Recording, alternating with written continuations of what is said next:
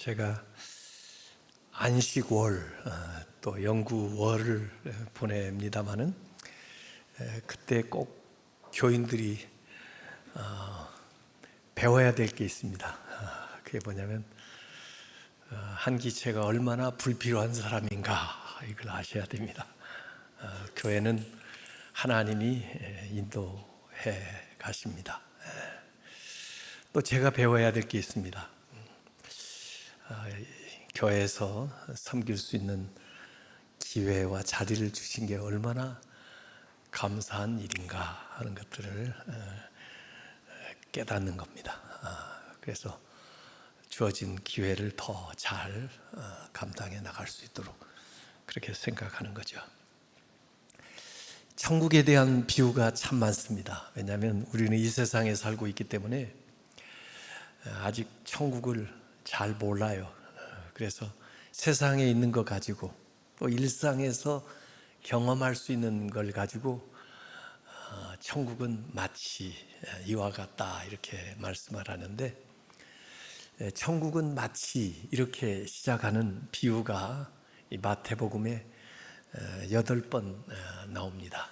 그 중에 오늘 이 두 비유도 연속해서 천국은 마치, 그리고 농부가 하는 일을 통해서 천국은 마치, 그리고 사업하는 그 진주 장사 이야기를 통해서, 그리고 또 천국은 마치 어부가 그물을 내리는 일을 통해서 이렇게 설명을 해주고 있습니다. 그래서 천국을 그냥 이 세상 떠나서 경험하는 것이 아니고 이 세상의 일상 속에서, 더구나 자기가 일하는 그 장소에서 그 하는 일을 통해서 경험하는 그 천국을 예수님께서 말씀하고 있습니다. 그러니까 여러분의 일상에 천국이 숨겨져 있습니다. 그리고 여러분의 일상생활에서 얼마든지 천국을 앞당겨서 경험할 수가 있습니다. 물론 오늘 이 농부의 이야기는 정말 뜻밖의, 사실은 바랄 수 없는 기적이 그 농사하는 가운데 일어나게 됐습니다. 갑자기 횡재했다고 볼 수 있죠. 전혀 딴판의 상황이 벌어지는 겁니다. 농부가 농사를 해서 풍작을 이뤘다 그러면 좀 이해가 되는데, 농사를 짓던 사람이 그 밭에서 보화를 캐냈다 하는 것은 정말 의외의 사건입니다. 일생에 한번 일어날까 말까 한 일이 이 사람에게 닥친 아주 뜻밖의 이적입니다. 이걸 저는 그 세렌디피티라고 얘기한 적이 있어요. 세렌디피티의 은총. 생각지 못한 때에 아주 특별한 일이 일어나는 거. 세렌디피티의 은혜를 받으시기 바랍니다. 우리 믿는 사람은 그래요. 사실 우리 인생에서 놀라운 것들은 정말 예기치 않은 순간에 다가옵니다. 우리가 노력한 대로 수고한 대로만 되는 게 아니에요. 우리가 작은 일에 최선을 다하는 걸 보고 하나님이 그 사람에게 내려주시는 아주 특별한 은혜를 통해서 인생이 놀랍게 달라집니다. 이번에 저는 제 아들의 이제 둘째 아이가 태어나서, 첫째 아이는 아들이었고 둘째 아이는 딸이었는데 거기 아이를 만나러 갔죠. 그런데 간 길에 또 마침 제 아들 생일이 되어가지고 생일 잔치도 같이 했는데, 그 아이가, 제 아들이 저한테 하는 말이, 자기 인생에서 이렇게 변화되는 극적인 순간들은 전부 다 자기의 노력이 아니라 뜻밖의 주시는 하나님의 은총, 그 아이의 말로 말하면 God's favor, 하나님의 호의에 의해서 됐다는 겁니다. 엄마 아빠를 만난 것도 God's favor, 하나님의 특별한 호의였던 거. 그리고 그 맨하탄에서 마이크로소프트에 처음 직장 생활을 했는데 그 직장에 가게 된 것도 God's favor, 하나님의 특별한 은총에 의해서 그 직장에서 그 일을 배우게 됐고, 그 다음에 트위터에 스카우트돼서 갈 때도 God's favor, 하나님의 특별한 은총으로 그 회사에 들어갔는데 거기에서 결혼할 사람을 만나게 됐고, 그리고 그곳에서 경험하고 배운 것을 통해서 새로운 벤처 사업을 시작하게 된 것도 God's favor, 하나님의 호의에 의해서. 그래서 인생이 내 노력과 수고가 아니라 God's favor, 하나님 베푸신 그 은총으로 놀랍게 지금까지 지내왔다고 그렇게 감사하는 걸 보았습니다. 여러분들에게도 이번 추석 기간에 그리고 금년에 특별한 하나님의 은총이 세렌디피티처럼 예기치 않은 순간에 이 농부처럼 다가오시기를 주님의 이름으로 축원합니다. 이 두 비유의 공통점은요, 발견했다는 것입니다. 발견. I found it. 발견했다는 것입니다. 그 과학자들도요, 대체로는 자기가 뭘 발명했다고 하지 않고 발견했다고 그럽니다. 일상의 일 가운데 잘 관찰하다가 발견하는 겁니다. 사과가 툭 떨어지는 거, 뭐 언제든지 이전부터 지금까지 앞으로도 계속 그렇게 떨어지겠는데 그 똑 떨어지는 것을 보고 유레카, 만류 인력을 뉴턴이라는 사람이 생각했다고 그러고요. 또 수학자, 물리학자인 아르키메데스, 목욕탕에 몸을 톡 담그다가 물이 밖으로 자기 부피만큼 흘러 나가는 걸 보고 유레카, 뭘 발견했다고 그러는데, 오늘 이 두 사람도 휴리스코라고 했어요. 휴리스코, 헬라어로 발견했습니다.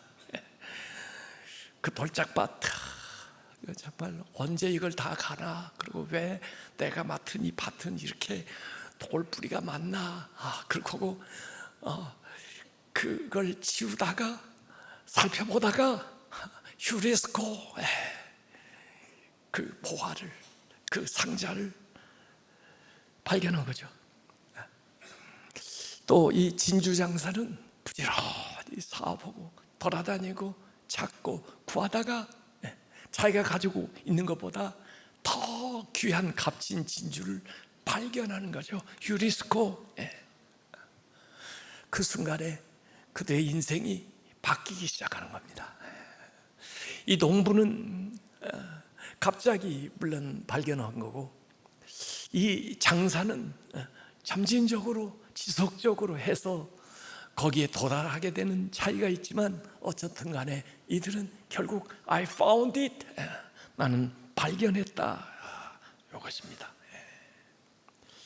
이렇게 하나님 나라는 갑자기 임하기도 하고 또 어떤 사람들에게는 점진적으로 임하기도 하지만 결국 발견한다는 것입니다. 하나님 나라는 갑자기 하나님 나라가 생겨난 게 아니고 사실은 우리 안에 있었던 것인데, 모르고 살았던 것인데 일상생활 속에서 우리가 발견하게 된다는 것입니다. 그것이 이 비유의 공통점입니다. 기대하는 사람에게는 이런 일들이 자주 일어나요. 세렌디피티가 우연 같지만요, 성실한 사람들에게는 그 우연 같은 일이 자주 발생해요. 그래서 그 우연이 섭리가 되는 겁니다. 하나님의 경륜이 되는 거죠.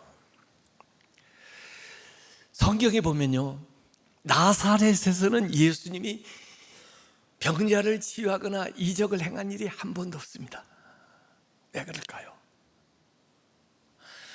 그들은 예수님에 대해서 기대하지 않았기 때문입니다.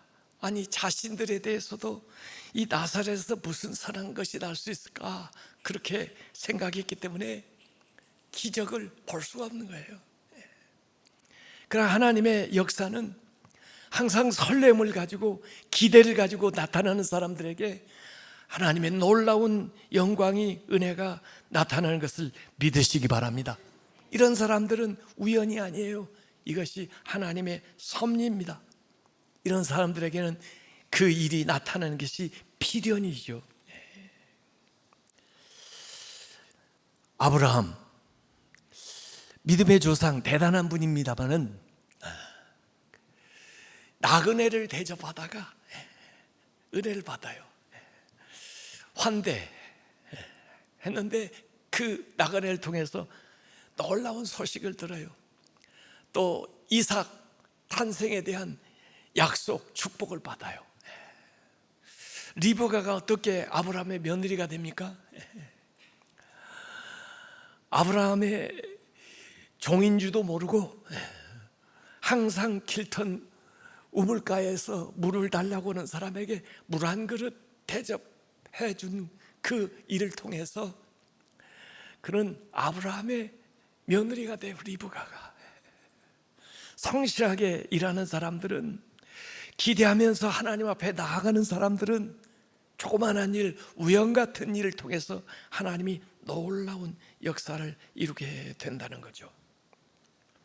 가난한 소장농은 아무것도 가지고 있는 게 없었고, 또 어느 정도 가지고 있는, 이제 자본을 가지고 있는 부자 또는 이 상인의 그 차이는 있지만은 자기 하는 일을 통해서, 그 장소에 통해서 놀라운 하나님의 나라를 경험하고 나아간다는 것이 오늘의 비유의 공통점입니다.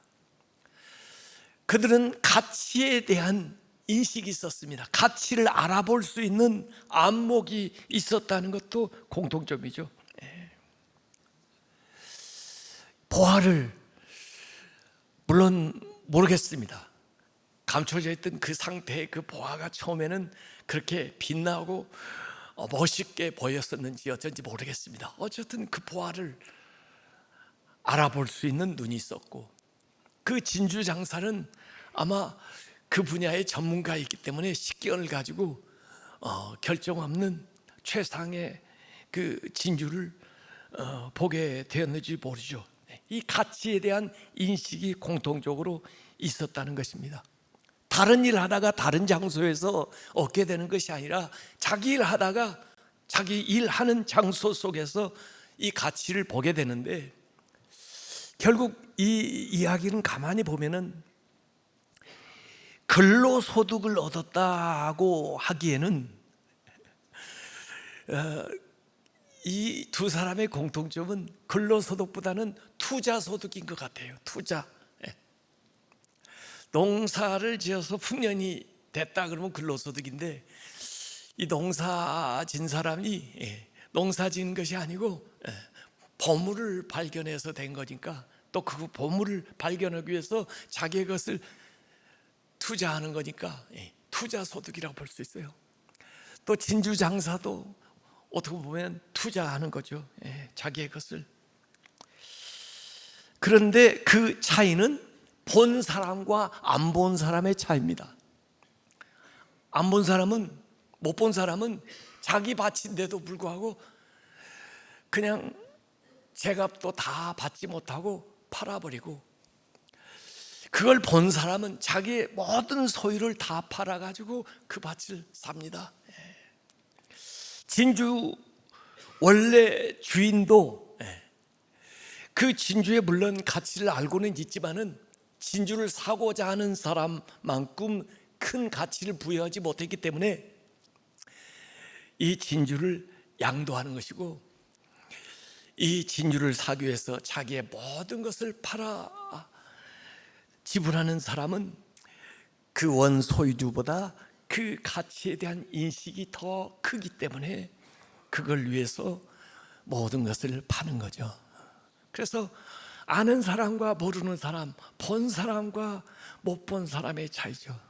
송명희 시인은 자기의 그 핸디캡에도 불구하고 그런 고백을 하잖아요. 나는 남이 못 본 것을 보았고 나는 남이 알지 못하는 걸 알았네. 여러분은 어떻습니까? 여러분은 세상 사람들이 알지 못하는 것을 알고 있습니까? 여러분은 세상 사람들이 보지 못하는 것을 보고 있습니까? 그러면 세상 사람들과는 다르게 살아야죠. 다르게 행동해야죠. 가치를 모르는 사람은 자기 것인데도 팔아버리고 자기 안에 있는 것인데도 모르고 지나가 버리는 겁니다. 그렇게 감나가는지 몰랐던 거죠. 에서, 성경에 보면 에서라는 사람이 있습니다. 장자로 태어났습니다. 정말 쌍둥이로 태어나면서 간발의 차이로 장자가 됐습니다. 얼마나 다행이고 얼마나 축복이고 얼마나 큰 특권인지 모릅니다. 그런데 에서 가게도 이 에서는 자기가 얼마나 이 장자권이 큰 것인지를 모릅니다. 그래서 팥죽 한 그릇에 장자권을 팔고 말아요. 그래서 성경은 뭐라고 합니까? 그는 망령되이 행하여, 그렇게 해요. 망령되이 행했다. 반면에 야곱은 그 장자권을 얻기 위해서 자기 목숨을 다 바칩니다. 목숨을 겁니다.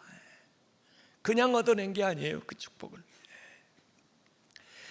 예수님이 이 세상에 오셨지만은 예수님의 가치를 모르는 사람들은 마치 버린 돌처럼 예수님을 저버렸는데, 그러나 정교한 또 탁월한 건축가는 그 돌을 가져다가 그 건물에 모퉁이 돌을 삼는다고 성경에 얘기를 하고 있습니다.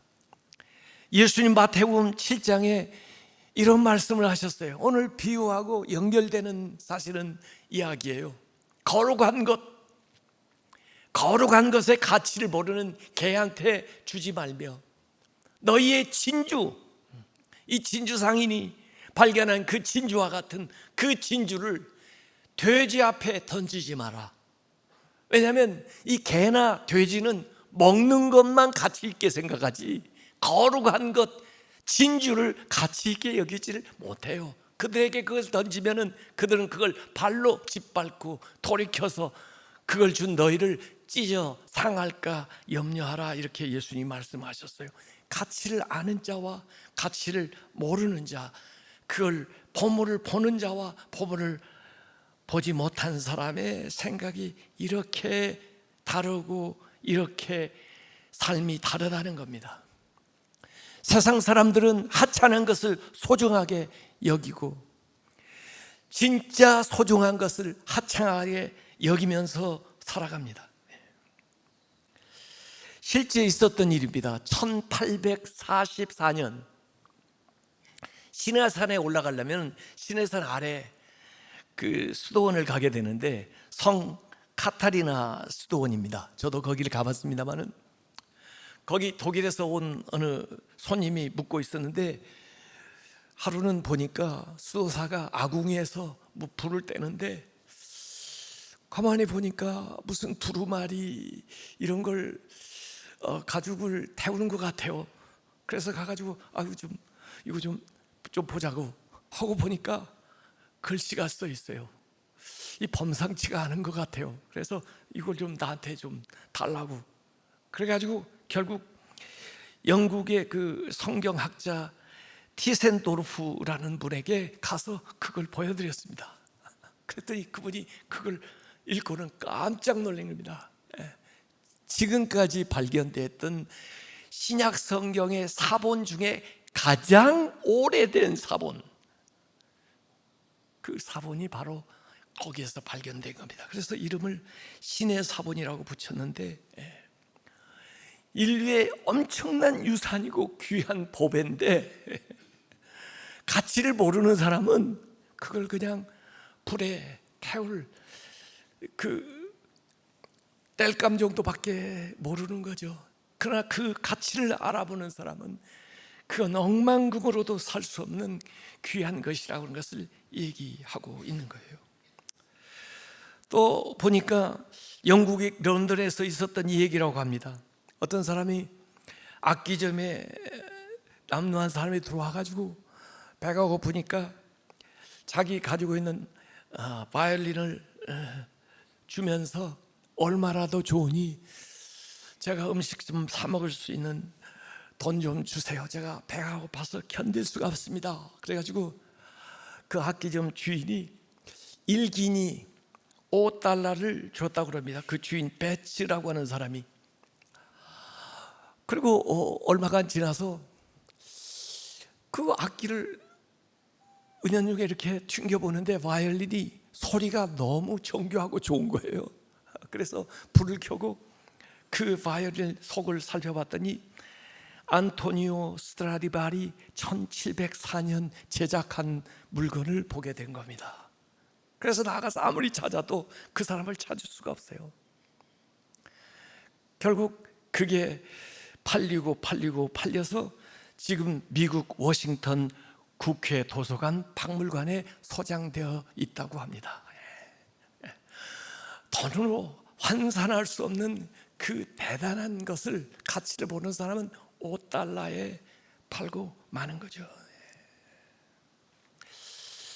이들이 그 가치를 알아볼 뿐만 아니라 그것을 자기의 소유로 만들기 위해서 여기 지불하는 대가가 나와 있습니다. 다 팔아서 샀다라고 얘기를 했습니다. 자기의 소유를 다 팔았다는 겁니다. 가치를 알면 뭐합니까? 그게 남의 것이 되면 뭐합니까? 내 것으로 만들기 위해서 모든 걸 거는 겁니다. 다 팔아. 세상을 팔아 믿음을 살 것인가? 믿음을 팔아 세상을 살 것인가? 이걸 아마 소장농이 살려고 할 때 애로사항이 굉장히 많았을 겁니다. 가진 것도 없는 데다가 가재도구 몰아봤자 돈 얼마 되지도 않는데 주인한테 가서 흥정을 하는데 만만치가 않죠. 자기 가족들은 반대도 심했을 겁니다. 아니 먹고 살기도 힘든데 이거 다 팔아가지고 이제 앞으로 어떻게 살려고 그래? 그러지만 그 얘기를 할 수가 있습니까? 보물 때문에 그래. 그건 팔겠습니까? 그래서 온갖 고초를 다 겪으면서 결국 그 주인이 요구하는 값을 만들어 가지고 지불하고 자기 것을 만든다는 겁니다. 그게 마태복음 13장 44절 말씀이에요. 저는 이 말씀을 읽었을 때 저는 저에게 주는, 저의 간직이라고 생각을 했습니다. 제가 예수 믿고 구원받았을 뿐만 아니라 소명받고 신학교 간다고 했을 때 저희 아버지는 저보고 미쳤다고 그랬습니다. 당연하죠. 본 나와 보지 못한 아버지하고 그 차이입니다. 저는 신학교에 가기 위해서 집에서 쫓겨났습니다. 그리고 학교를 가면서도 저는 우리 부모가 반대한 걸 당연하게 여겼습니다. 왜냐하면 그분들은 보지를 못했기 때문에. 그렇다고 해서 내가 그분을 따라갈 수가 없습니다. 보지 못한 사람을 어떻게 따라갑니까? 그래서 제가 신학교 가서 4년 동안 기도한 바가 있습니다. 하나님, 제가 전도자가 되는 건데 저희 가족부터 전도 못하면 어떻게 남을 전도합니까? 제가 신학교 졸업하기 전에 우리 가족이 다 예수 믿게 해주세요. 저처럼 볼 수 있게 해주세요. 그렇게 기도했습니다. 그래서 결국 제 남동생, 여동생, 그 다음에 어머니 전도하고, 그 다음에 누나 전도하고, 그리고 마지막에 우리 아버지하고 형님이 제가 신학교 졸업하기 전에 예수 믿고 돌아왔어요. 그래서 우리 가족은 아버지, 어머니 잘 믿다가 하늘 알아가시고, 우리 삼형제가 다 목사 됐고, 그리고 누나도 권사님, 그 남편도 장로님, 여동생도 권사님, 그 남편도 장로님, 그리고 모든 조카들이 다 예수자 믿는 가정이에요. 명절이나 가족 행사가 있을 때 모이면 서로 하나님께 예배하면서 간증하고, 예수 믿는 사람 하나도 없는 우리 가족이었는데 일가 친척들 예수 믿게 되고, 저희 가족뿐이 아니죠. 제 아내 가족은 뭐 이전부터 다 잘 믿는 사람이고, 본 사람이 못 본 사람 보게 해야 될 거 아닙니까? 그래서 그들도 보고 나와 같은 기쁨과 나와 같은 구원과 은혜를 누려야 되지 않겠습니까? 그러려면 이게 대가 없이 되는 게 아니에요. 희생해야 되고 포기해야 되고 내려놔야 되고 내 모든 것을 팔아야 그 하나님 나라를 소유할 수가 있다고 하는 것입니다. 나는 하나님 나라를 소유하기 위해서 하나님의 백성으로서 무엇을 포기했나, 무엇을 내려놨나, 어떤 대가를 지불했는가 하는 것을 생각해 봐야 됩니다. 윌리엄 보든이라는 사람이 있습니다. 이 사람은 예일대학을 나왔고 부모님은 억만장자고 아버지의 사업을 이어가면 자기도 억만장자가 될 수 있는 사람인데, 이 사람은 기도하다가 소명을 받았어요. 세계를 돌아다니다가 예수 안 믿지 못한 나라에 대한 불타는 마음이 생겼어요. 그래서 선교사로 자원하고 훈련받아 프린스턴 신학교에서 선교사 훈련을 받고는 이집트에 선교사로 갔습니다. 그런데 젊은 나이에 25살에 풍토병으로 세상을 떠나게 됐어요. 그 어머니가 가서 그의 유품을 정리하는데 그 성경 표지에 3가지의 글이 써 있었습니다. 남김없이, 후회 없이, 후퇴 없이. 예수 그리스도를 위해서, 하나님 나라를 위해서 내가 남김없이, 후회 없이, 후퇴 없이 이 사역을 감당하겠다는 그 대가, 그 값을 지불한 사람이 바로 윌리엄 보든이라고 하는 사람입니다. 예수님께서 예수님을 찾아온 부자 청년에게 말씀하신 대목이 있습니다. 그도 신실하게 또 예수님의 가르침을 따라 살아보려고는 생각을 가지고 있었기 때문에 예수님께 나왔을 텐데, 예수님이 누가복음 18장 22절에 이 사람에게 얘기합니다. 그의 말을 들으시고 너에게 아직도 한 가지 부족한 것이 있으니, 다른 복음서에는 네가 온전하고자 할진대 너에게 있는 것을 다 팔아. 아까 그 농부처럼, 그 상인처럼 너에게 있는 것을 다 팔아 가난한 자들에게 나누어주라. 그래야면 하늘에서, 하늘의 보화, 땅에서 발견한 보화처럼 하늘의 보화가 너에게 있으리라. 그리고 와서 나를 따르라. 이렇게 말씀하셨는데, 그는 이 말씀을 듣고 예수님의 초청까지 받았지만은 그 하나님 나라보다, 그 예수님의 말씀보다 자기의 재산이 더 커 보이고 더 가치 있어 보였기 때문에 근심하면서 돌아갔다라고 성경에 기록되어 있습니다. 우리가 가치를 발견했다 할지라도 그 가치가 얼마만큼 가치 있는 거야에 따라서 우리의 행동이 달라지는 것입니다. 과연 내 물질을 바칠 수 있는가? 내 시간을 바칠 수 있는가? 내 목숨을 바칠 수가 있는가? 내 생명을 다할 수 있는가? 하는 차이는 그 가치를 얼만큼 인식하느냐에 따라서 달라진다는 것입니다. 부자 청년은 그렇게 결단하지 못했지만은 그 후에 사도행전에 보면 바나바는 자기의 재산, 자기의 밭을 팔아 사도들 앞에 두고 그리고 주의 복음을 전하는 일에 전념했다라고는 성경의 말씀을 우리는 기억해야 됩니다. 결과적으로 하나님 나라를 소유하고 하나님이 주시는 더 큰 상급을 받게 되었다는 것이 오늘 비유가 우리에게 가르쳐주는 내용이기도 합니다. 그런데 여기서만 끝나면요, 이 비유를 잘 이해하는 것이 못 돼요. 사실 비유는 하나님 나라를 우리에게 얘기해 주지만 예수님이 하신 비유는 한편에 보면 예수님의 자서전입니다. 예수님의 얘기예요. 예수님이 바로 이 농부이고 예수님이 바로 이 상인이라고 하면 예수님이 발견한 그 보화는, 그 값진 진주는 누가 될까요? 그건 바로 우리입니다.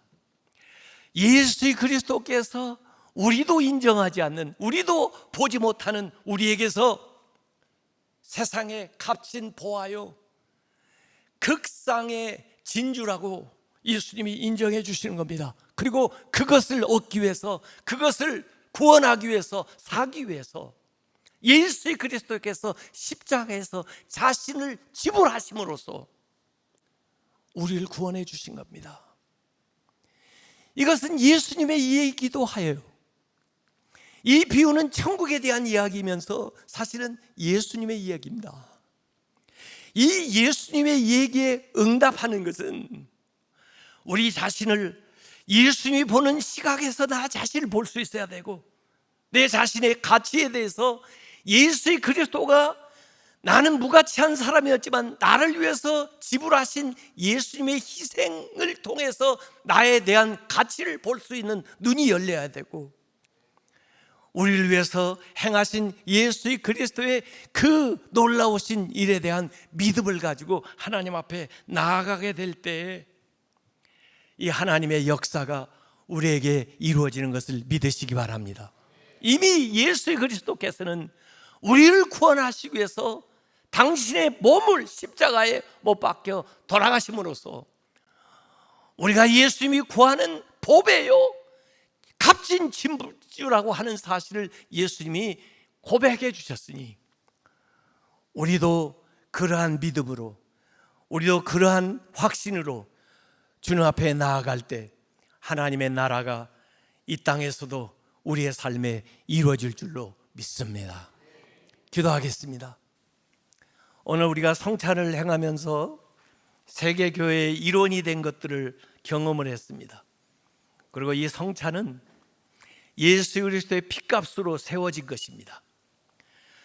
우리는 가치 없는 사람들이지만은 예수님이 우리에게서 하나님의 자녀로서의 놀라운 가능성과 또 귀한 가치를 보시고 십자가에서 자신을 내어주심으로써 우리를 구속하셨습니다. 우리도 예수님이 우리 삶에 있어서 가장 귀한 보배요 진주라고 하는 것을 고백하고 주님 앞에 나아갈 때 바로 그 순간에 우리의 삶에 하나님의 나라가 이루어지고 하나님의 위대한 뜻들이 나타나는 것을 믿으시기 바랍니다. 이 시간에 주님 앞에 감사하면서 또 고백하면서 잠시 기도하도록 하겠습니다. 주여, 주님께서 아버지 하나님 이러한 믿음을 주시고 이러한 확신 가지고 하나님 앞에 나아가서 주님이 보시는 안목으로 우리 자신을 보고 또 하나님 나라를 밝히 보고 섬기면서 헌신하면서 결단하면서 나아갈 수 있도록 역사하여 주시옵소서. 안 믿는 사람들, 세상 사람들과 차별 있는 삶을 살아가고 주님 앞에 온전히 고백하는 삶을 살아갈 수 있도록 하나님이 역사하시고 이 가운데 하나님이 하시는 위대한 역사, 전국의 역사가 우리의 삶에 펼쳐질 수 있도록 하나님이 인도하시고 아버지 하나님, 우리의 삶에 하나님이 때때로 베푸시는 하나님의 그 놀라운 일들이 우리의 삶에 나타날 수 있도록 하나님께서 역사하여 주시옵소서. 아버지 하나님, 이 추석 명절에 우리 모든 성도들에게 성령으로 역사하여 주셔서 금년에 하나님이 계획하시고 하시고자 했던 놀랍고 위대한 뜻들이 발현되고 실천될 수 있도록 역사하여 주시옵소서. 우리를 귀한 보화로, 값진 진주로 보시고 우리를 위해서 주님을 희생함으로써 구원해 주신 것을 감사드립니다. 우리도 주님 안에서, 말씀 안에서, 이 복음 안에서 확신 가지고 우리 자신을 헌신하면서 주님 앞에 나아가 이 세상에서부터 하나님 나라를 경험하는 하나님의 귀한 자녀들이 될 수 있도록 축복하여 주시옵소서. 예수님의 이름으로 기도하옵나이다. 아멘.